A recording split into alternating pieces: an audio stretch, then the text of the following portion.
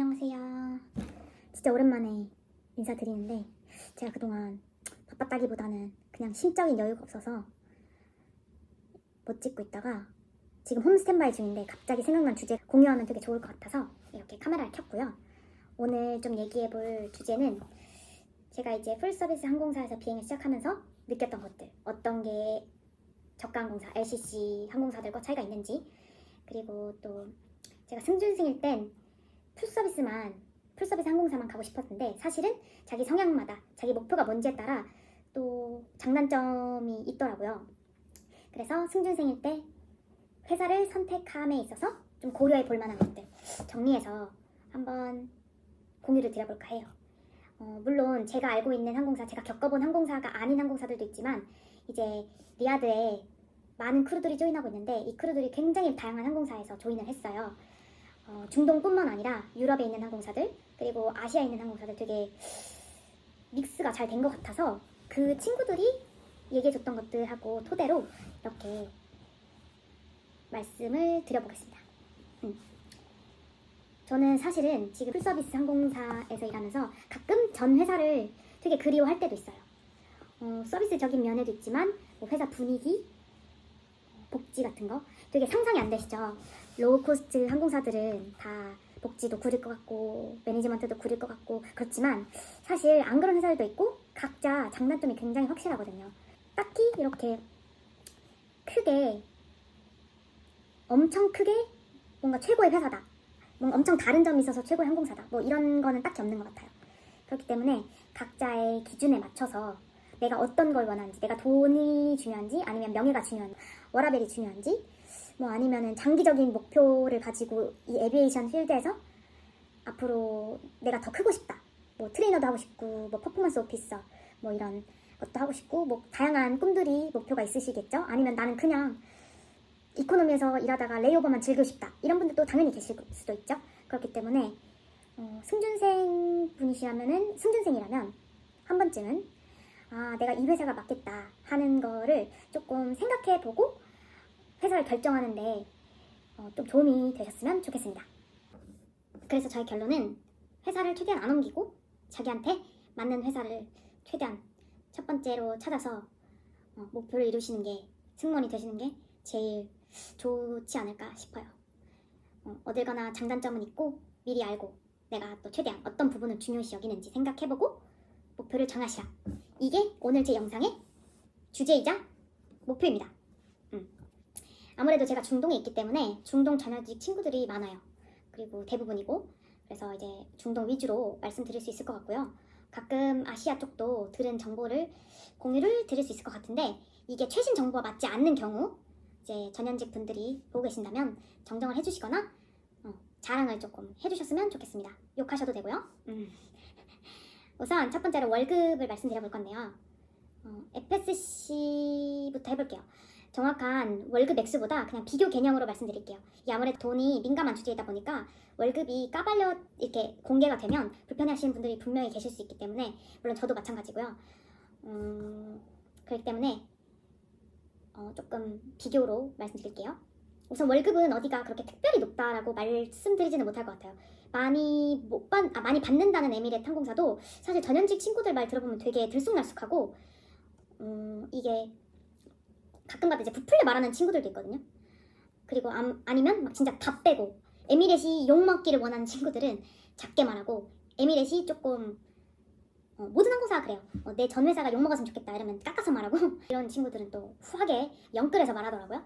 아무튼 그래서 근데 그렇다고 다른 항공사들하고 비교했을 때 에미레이트이 그렇게 월등히 높다고 느끼진 않았어요.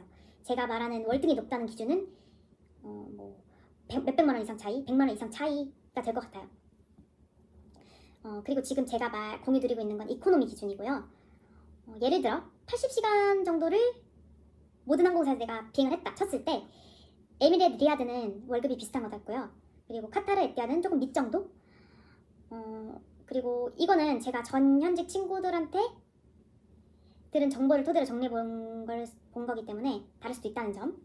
그리고 또 여기서 당장의 월급은 중요하지 않은 게 사실 승진 속도거든요. 승진하면 돈을 더 받는데 그럼 승진 빠른 회사가 좋은 거 아니야? 라고 생각하지만 사실 승진이 빠르다, 그만큼 퇴사율이 높다. 퇴사율이 높다? 회사에 어딘가 하자가 있다. 뭐 이렇게 생각할 수 있겠죠. 그렇지만 또 그런 하자가 있는 회사들이더라도 또 자기한테 잘 맞으면 또 오래 다니시는 것 같더라고요. 그렇기 때문에 이거는 사바사라는 거. 그리고 또 승진이 또 빠르다라고 말할 수 있는 회사는 에티하드 정도? 에티하드는 뭐 벌써 뭐 코로나 때 입사하셨던 분들이 부사무장을 가신다는 소문이 있습니다. 에미리 카타르는 뭐 사무장 되는데 거의 뭐 10년 정도는 걸리기 때문에 진짜 오래 걸리는 것 같아요. 그리고 리아드는 아무래도 신생항공사고 사람이 별로 없기 때문에 10년보다는 빠르겠죠. 아무래도 이제 LCC를 말씀을 드릴 건데요. LCC는 다른 중동항공사들은 이제 숙소를 제공을 하잖아요. 그렇지만 LCC들은 하우징 얼라운스라고 자취할 수 있는 비용을 이제 돈으로 주고 알아서 나가 살아라 이런 개념입니다.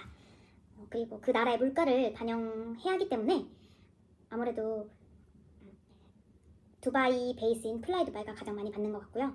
그 다음에 에어아라비아. 에어아라비아는 제가 자신있게 이제 제 전 회사이기 때문에 말씀드릴 수 있는 게 저번 영상에서도 말씀을 드렸지만 뭐 90시간 기준으로 뭐 400에서 500 사이였거든요. 근데 그 이후 제가 나가고 나서 한 번 더 월급 인상이 있었던 걸로 알아요. 그렇기 때문에 지금은 뭐 500 이상은 90시간 100시간 했을 때 500 이상은 받지 않을까 싶습니다. 이제 그 다음이 스쿠트, 그 다음이 에어아시아 X 순인데 LCC도 승진이라는 게 있거든요. 사무장 그치만 이 체계가 다른 회사들처럼 세분화되어 있는 게 아니라 왜냐면 작은 기종이 거의 주이다 보니까 뭐 거의 풀도 에어아라비아는 이제 그냥 크루에서 시니어 사무장으로 바로 가는 것 같아요. 풀도도 사무장 승진이 굉장히 느리다고 알고 있어요. 왜냐면 아무도 나가질 않아서 되게 고인물들이 굉장히 많으시다고 그만큼 좋은 회사라는 거겠죠. 그렇지만 에어아라비아는 전직이면 사무장을 1년 안에도 도전할 수 있다는 거 이거 굉장히 장단점이죠. 월급도 월급이지만 베이스에서 자취하는 데 드는 비용을 꼭 알아보시고 내가 이 승무원이라는 경험이 필요한 건지 아니면 돈도 벌고 외국 생활하면서 좀 오래 머무를 회사를 찾고 있으신 건지 이것도 좀 잘 생각해 보셨으면 좋겠습니다. 이 두 번째는 이제 워크로드를 말씀드릴 건데요. 일의 강도인데 제가 지금 런던 비행을 하면서 느낀 거는 풀서비스 워크로드는 진짜 2배 이상인 것 같다. 에어아라비아에 비해서. 왜냐면 비행기가 큰 기종이 있는 LCC도 물론 있겠지만 제가 있었던 에어아라비아는 보통은 작은 기종 에어버스 320이나 보잉 뭐 737, 아일 하나 있는 기종을 많이 타기 때문에 카트도 최대 2개까지고 그리고 에어아라비아 다닐 때 주문한 밀 나눠주는 카트 한 번, 기내 판매 카트 최대 2번 해서 한 3번까지 준비했었거든요. 근데 이게 힘들다고 생각해 본 적이 단 한 번도 없는데 아무래도 풀서비스에 오다 보니까 아일이 2개고 또 그러면 카트 아일 하나당 2개씩 4개 준비해야 되고 그러면 이제 풀서비스니까 한 비행에 서비스 여러 번이겠죠. 장거리 비행이 있으면 뭐 2배, 3배 이상 준비를 해야 되는 거죠. 이게 카트 준비하는 게 은근 힘들거든요. 비행기가 큰 기종은 아무래도 이제 또 컴파트먼트라고 여기 이렇게 막 뭐라 그럴까 서랍장들이 많잖아요. 거기 서랍장에 뭐가 있는지 항상 똑같긴 하지만 이걸 외우는 데까지 시간이 좀 걸리고 열었다 닫았다 이게 또 이제 안에 이게 하나 이렇게 서랍장 하나가 여는 게 아니고 이게 더블이에요. 이거 하나를 빼서 그 안에 있는 것도 막 이렇게 같이 열어야 되고 이런 경우가 많다 보니까 한 번 또 안에 있는 걸 꺼내려면 바깥에 있는 걸 또 밑에 내려놔야 돼. 근데 이게 굉장히 무거운 컨테이너야. 이러면 이제 왔다 갔다 하는데 굉장히 손목이 나갑니다. 그리고 또 회사마다 경쟁력을 높이려고 막 작은 디테일을 신경 쓰는 항공사들이 있어요. 뭐 예를 들면 카타르. 그러면 또 일이 더 많아지겠죠. 같은 80시간을 일해도 더 갈 수 있다는 점. 그리고 이제 세 번째는 서비스입니다. LCC, 로우코스트는 서비스도 주문한 사람만 먹고 나머지는 이제 판매잖아요. 특정 노선 아니면 그렇게 엄청 바쁘지 않습니다. 그리고 엄청 안 바쁜 비행 노선에는 그냥 비행 내내 쉬었던 기억도 있어요. 제가 전 영상에서 말씀드린 적 있는데 내가 이 돈밖에 일 안 해도 되나? 일 싶을 정도로 일이 없었을 때도 있는데 물론 벙커가 있거나 풀서비스 항공사들의 그 큰 기종처럼 벙커가 있거나 뭐 승객 자리에서 편하게 쉬지는 못하지만 그래도 그게 어디예요. 또 중요하게 좀 봐야 될 부분이 또 중동 항공사마다 술 서비스를 하는지 안 하는지도 굉장히 워크로드에 영향을 끼치더라고요. 에어아라비아, 리야드, 사우디아, 플라이나스 여기는 술 서빙을 안 합니다. 다른 안 하는 항공사 있으면 혹시 알려주셨으면 좋겠고요. 댓글로 적어주세요. 또 술을 많이 마시면 또 여러 가지 문제가 있을 수 있잖아요. 승객들이 취해서 급격히 몸이 안 좋아지거나 비틀대다 넘어져서 뭐 응급 상황이 발생하는 경우도 종종 있고요. 기내 난동이 있을 수도 있고 술 서빙 안 하는 게 어떻게 보면 굉장한 장점일 수 있겠다. 저는 에어아라비아 다닐 때 또 매 비행마다 판매 타겟이 있었어요. 이 타겟을 넘으면 보너스를 받았거든요. 이제 커미션이라고 하죠. 이 커미션이 또 저는 되게 쏠쏠했어요. 특정 노선에는 막 50디람에서 100디람까지 받으니까 물론 엄청 바쁘긴 합니다만 그러면은 막 한 비행에 4만 원씩 거의 뭐 공짜로 더 가져가는 셈이죠. 하나로 2만 원에서 4만 원. 이거 합쳐서 막 교통비에 쓰고 그랬습니다. 네 번째는 패신저 프로파일. 승객들이 어떤 나라 사람들인가, 어떤 사람들이 이 항공사의 타겟인가를 말씀드려볼까 하는데 이거는 중동이냐 아시아냐 이게 나뉠 것 같아요. 중동은 사실 아랍, 뭐 북아프리카, 뭐 모로코, 튀니지아, 이집트, 알제리 뭐 등등등 로컬 분들 등이고 인도, 방글라데시, 파키스탄, 기타 등등 유러피안으로 나뉠 수 있을 것 같아요. 그래도 제가 들어본 바로는 에미레이트는 그래도 승객 프로파일 때문에 고생한다는 얘기는 못 들어봤어요. 그렇지만 에어아라비아 때는 굉장히 승객 프로파일 때문에 힘들었다. 저는 파키스탄, 방글라데시 분들이 참 조금 힘들게 했었는데 기침도 되게 많이 하시고 가래도 막 뱉으시고 비행기에 화장실 물을 어떻게 내리는지 모르시고 사진도 참 많이 찍으시고 또 가족들한테 영상통화를 그렇게 보딩할 때 그렇게 하셔가지고 저 막 동영상 찍으시고 이거는 뭐 이뻐서 안 이뻐서 뭐 이런 게 아닙니다. 제가 생긴 게 다르기 때문에 이거는 에어아라비아 크루분들은 굉장히 공감을 많이 하실 거예요. 근데 또 이게 기내 판매하면 사 먹을 돈은 없으신데 또 영상통화하는 데이터는 참 많으셔. 그게 너무 신기했어요. 저보다 부자일 수도. 그리고 또 다섯 번째는 스케줄에 관련된 건데요. 스케줄이라고 하면은 어떤 비행을 받는지 뿐만 아니라 수압 비행끼리 이제 이렇게 바꾸는 게 크루끼리 비행 바꾸는 게 가능한지, 레이오버는 몇 개인지, 애니얼 리브 연차는 몇 개인지, 비딩을 할 수 있는지, 이제 내 특정한 데스티네이션을 내가 가고 싶은 걸 선택할 수 있고 그거를 신청할 수 있는지 이것도 굉장히 중요한 포인트가 될 것 같아요. 이 스케줄 부분은 회사가 크루를 생각해 주는지 안 주는지 엿볼 수 있는 굉장히 중요한 대목입니다. 이 분야 갑은 역시 플라이 두바이일 것 같아요. 스케줄을 굉장히 잘 받는다는 게 좋은 취향지만 받는다 이게 아니고 비행 사이에 충분히 오프를 주는지 수압을 어느 정도 할 수 있는지 이게 수압이 무한정으로 가능한 게 아니거든요. 왜냐면은 수압이 그렇게 무한정으로 가능하면 비행 시간을 0시간을 만들고 난 기본급만 받고 생활할 수 있잖아요. 근데 회사 입장에서 기본급은 주는데 내가 비행을 안 해. 그러면은 이제 회사 손해겠죠. 그렇기 때문에 요것도 이제 제한을 많이 두더라고요. 회사들마다. 그래서 이게 제한이 어느 정도인지 그리고 또 연차가 또 다양하더라고요. 이제 중동은 30일이 디폴트인데 아시아 쪽 가면 싱가포르는 제가 듣기로는 21일이라고 알고 있습니다. 레이오버도 길면 길수록 좋겠죠. 왜냐하면 어쨌든 거의 승무원을 꿈꾸시는 분들은 여행을 하면서 돈도 벌 수 있기 때문에 선택하시는 분들도 많으시잖아요. 또 이 분야 갑은 또 캐세이겠죠. 여기는 뭐 며칠 패턴 이런 식으로 말씀하시더라고요. 중동에 오시면 며칠 패턴은 무슨 그냥 24시간이세요. 24시간 디폴트지만 또 카타르는 24시간 미친 레이오버도 덜어 있다고 하더라고요. 그리고 저도 에어아라비아 다닐 때 딱 한 번 24시간 아닌 뭐 한 13시간이었나? 러시아 모스크바 이렇게 받아본 적이 있는데 에어아라비아에서 짧은 레이오버는 이거 하나였었어요. 워크로드가 낮았음에도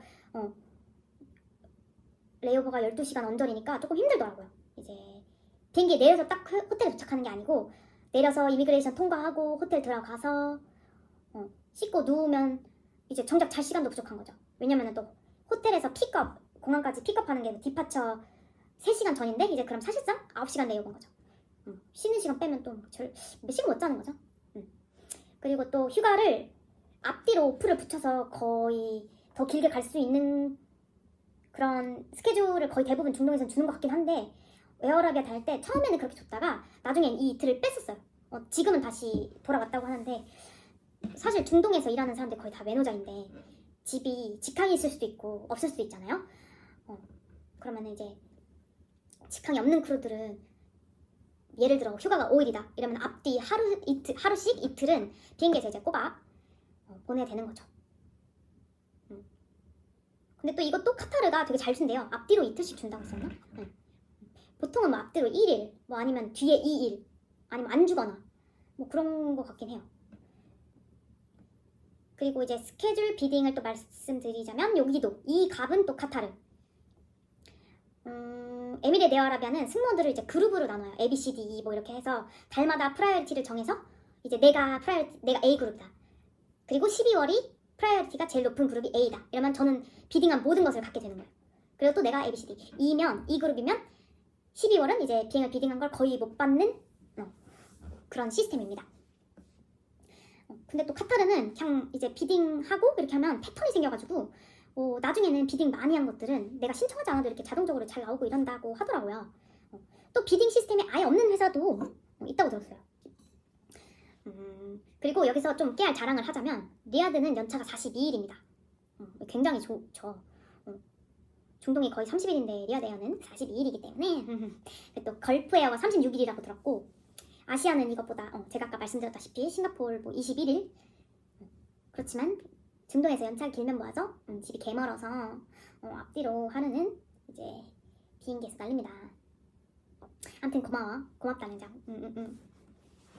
또 6번째로는 매니지먼트, 이제 회사 매니지먼트에 관해서 얘기를 해볼 건데 사실 승무원이라는 직업이 저는 너무 좋지만 살짝 현타 올 때가 회사에서 승무원들은 언제나 대체되어질 수 있는 대체품으로 보는 게 느껴져요.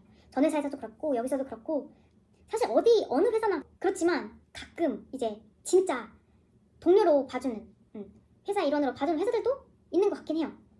회사에 다니다 보면 이것저것 불만이 있거나 제안을 하고 싶을 수 있잖아요. 회사가 항상 옳은 방향으로만 가는 게 아니기 때문에 예를 들어 유니폼이나 스케줄에 관해서 혹은 뭐 승진, 어코모, 숙소에 관해서 등등 그럼 이제 이메일을 보냈을 때 답장을 제대로 해주는지 들어주는지 아니면 똑같은 말을 반복하진 않는지 에어아라비아는 제가 다녔을 때 답장을 받으려면 미친듯이 메일을 보내야 됐어요. 뭐 하나 하려면 하루에도 막 몇 개씩 보내고 이 진상 같지만 이렇게 하지 않으면 답장이 오지 않습니다. 근데 또 이 분야 가업은 또 플라이 두바이더라고요. 여기는 진짜 매니지먼트 너무 미쳤다고 들었어요. 크루 편에서 많이 서주고 굉장히 오래된 시니어들 말들을 굉장히 잘 귀 기울여 준다고 하더라고요. 그렇기 때문에 이 분야에서는 이제 플라이 두바이 이제 넘사벽 이제 그리고 그 미만 잡이다 이렇게 말씀드릴 수 있을 것 같습니다. 저희 회사도 나쁘진 않습니다. 그리고 또 복지가 굉장히 중요한데 여러 가지 카테고리로 나눌 수 있을 것 같아요. 스텝 티켓, 보험, 보너스, 뭐 유니폼 세탁, 개인 개발, 뭐 크루밀, 아니면 교통, 주거, 뭐 회사 대출, 뭐 등등 이렇게 나눌 수 있을 것 같은데 제가 생각나는 거는 딱 이 정도고 이제 스텝 티켓은 가족만 쓸 수 있는지 아니면 뭐 형제, 친구들 뭐까지 커버가 가능한지 몇 명 등록할 수 있는지 이런 것도 좀 중요한 포인트인 것 같고요.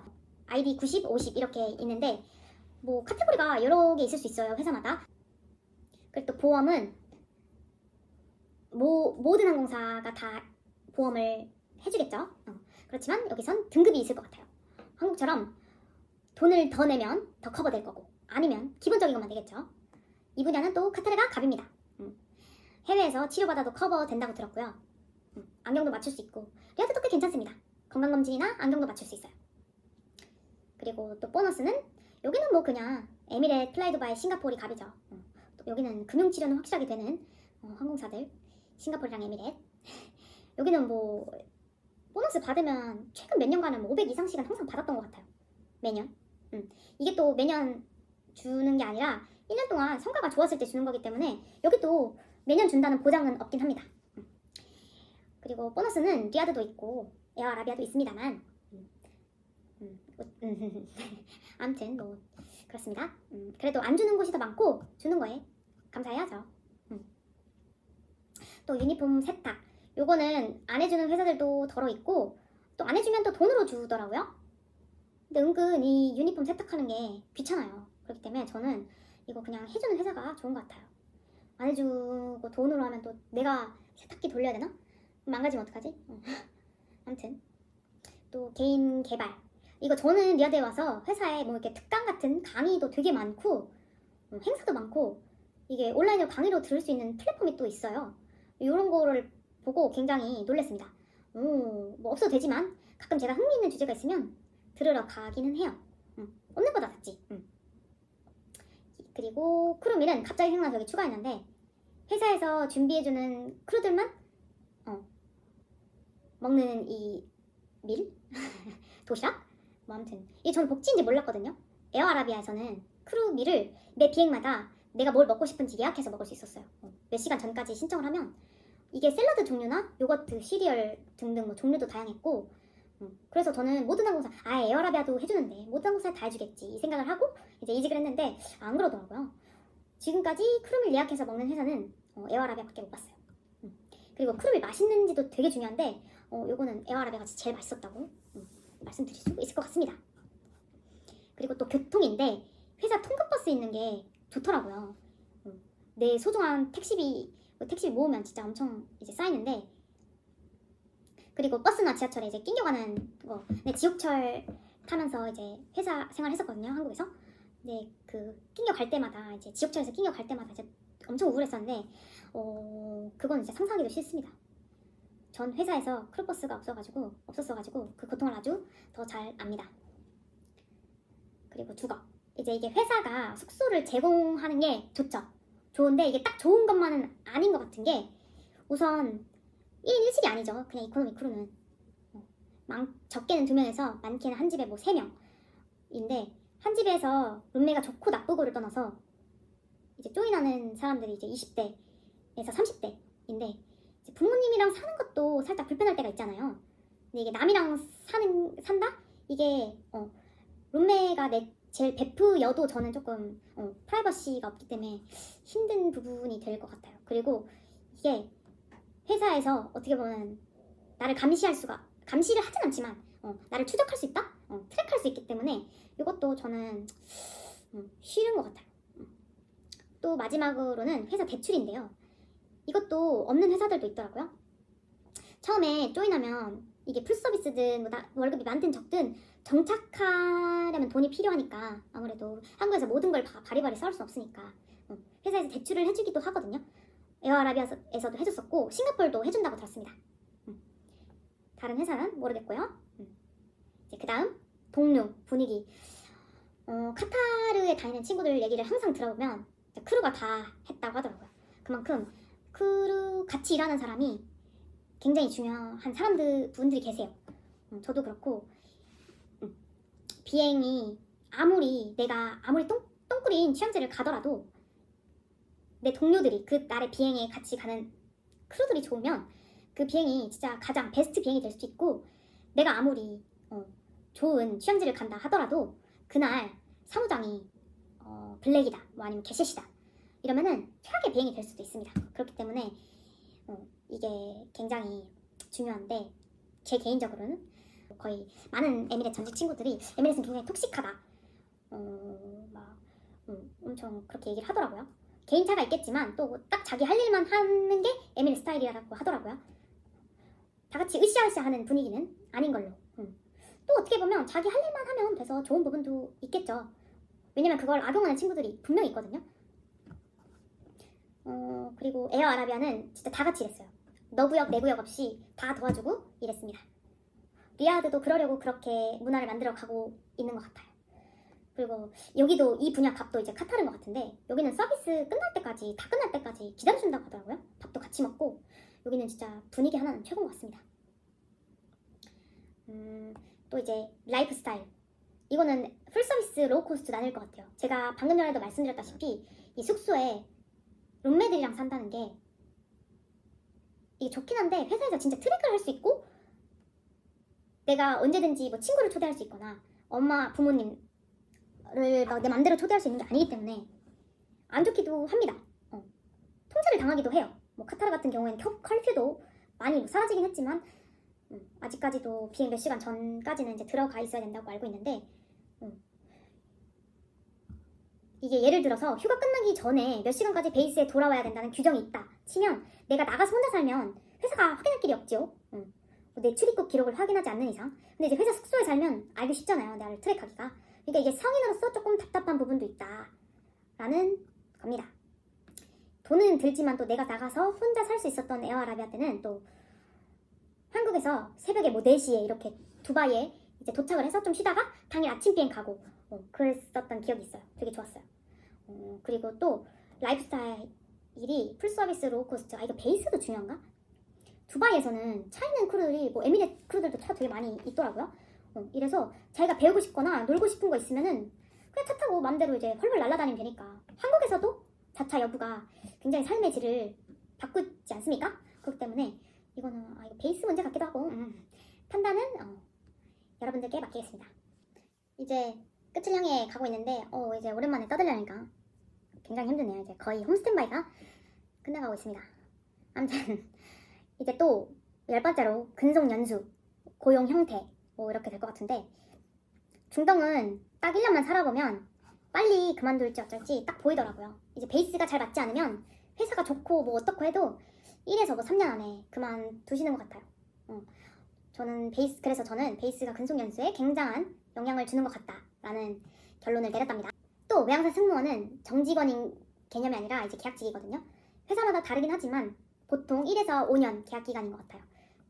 중동은 리야드는 1년마다 계약이 갱신이 되고요. 아직까지는. 에어아라비아는 조인 시기에 따라서 2년에서 5년 사이였습니다. 중동은 뭐 거진 이런 식이고 또 자기 퍼포먼스에 따라서 재계약이 불발되고 잘리는 경우도 왕왕 있습니다. 그렇기 때문에 조심해야 돼요. 외노자로 외화 벌면서 좋긴 하지만 고용이 불안정한 것은 맞는 것 같아요. 뭐 예를 들어 내가 3년이 계약을 했는데 퍼포먼스에 아무 문제가 없더라도 3년 뒤에 회사의 재정 상태가 조금 안 좋거나 아니면 크루가 너무 많다 이러면은 또 운도 안 좋게 내 퍼포먼스에 문제가 없지만 이렇게 뒤에 보내는 경우도 뭐 들어본 적이 있거든요. 그렇기 때문에 중동이 굉장히 외노자한테 각박하다라는 말씀도 드릴 수 있을 것 같아요. 그리고 또 KLM 같이 2년 계약을 하고 계약 종료되면 재입사나 계약 연장이 없는 형태도 있기 때문에 이런 부분도 고려하시면 좋을 것 같아요. 또 어떤 분들은 이렇게 말씀하실 수도 있어요. 뭐 계약 종료되면 이직하면 되잖아. 뭐 잘리면 이직하면 되잖아. 회사 싫으면 이직하면 되잖아. 뭐 이러시는데 물론 전현직이면 이직에 도움이 되는 것은 사실이긴 하지만 그렇다고 또 무조건적이지는 않아요. 자기의 역량도 중요하고 시기도 중요하고 저 또한 마찬가지입니다. 전현직도 많이 노력해야 돼요. 또 이제 베이스도 중요한데 사우디에 살아보고 이제 중동 여기저기 다녀보니까 중동에서는 뭐 두바이랑 아부다비 밑으로는 솔직히 다 거기서 거긴 것 같아요. 샤르자도 좋았긴 했는데 왜냐면 두바이랑 가깝기 때문에 그리고 또 제 개인적인 취향으로는 이제 카타르가 그 다음인 것 같고 그 다음이 사우디인 것 같아요. 술을 마실 수 있는지 돼지를 먹을 수 있는지 직항 여부 아니면 회사에 어떤 외국인 크루들이 있는지 국적 비율 얼마나 로컬들이 있는지 일하는지 이거에 따라 또 나뉩니다. 이거는 와서 직접 겪어보셔야 되기 때문에 이것도 굉장히 영향이 크다. 그런 의미에서 참 걸프나 쿠웨이트, 오만 이런 곳들도 살기 참 힘드실 것 같다 싶습니다.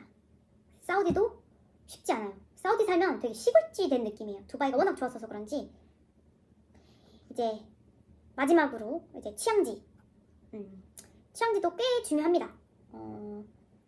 저는 승무원이 되고 싶었던 이유 중에 하나가 그냥 일하면서 여행하고 싶어서 이거였는데 저는 개인적으로 중국하고 호주하고 캐나다와 연이 있던 사람인지라 캐세이나 스쿠트, 싱가폴, 레어아시아 X 취향지로 치면은 요 네 곳이 최애거든요.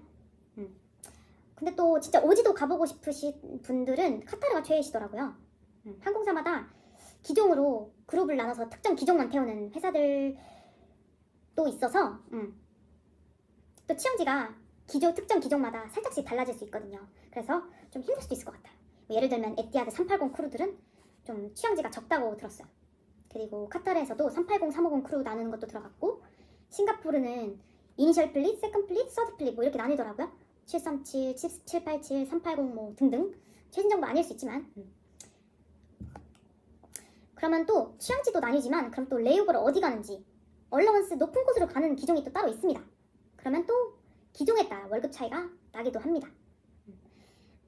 그러면은 큰 기종으로 어디를 간다. 그 말인 즉슨 승객 수요가 많다. 또는 이제 큰 기종은 장거리도 가능하기 때문에 또 멀리 가면 거의 뭐 미국이나 호주 뭐 여기 이런 데기 때문에 그러면 또 얼라운스가 높아지겠죠? 드디어 끝났습니다. 이제 스탠바이 시작하면서 찍었는데 이제 스탠바이가 끝나갑니다. 아무튼 이렇게 세부적으로 나눠서 정리를 해봤는데 도움이 되셨으면 좋겠습니다.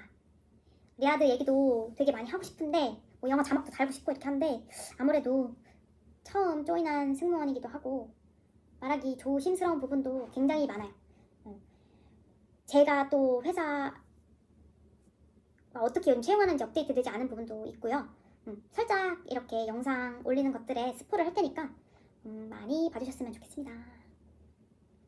또 더 궁금하신 부분 있으면 댓글 주시면 열심히 답글 달아드리겠습니다. 감사합니다. 안녕.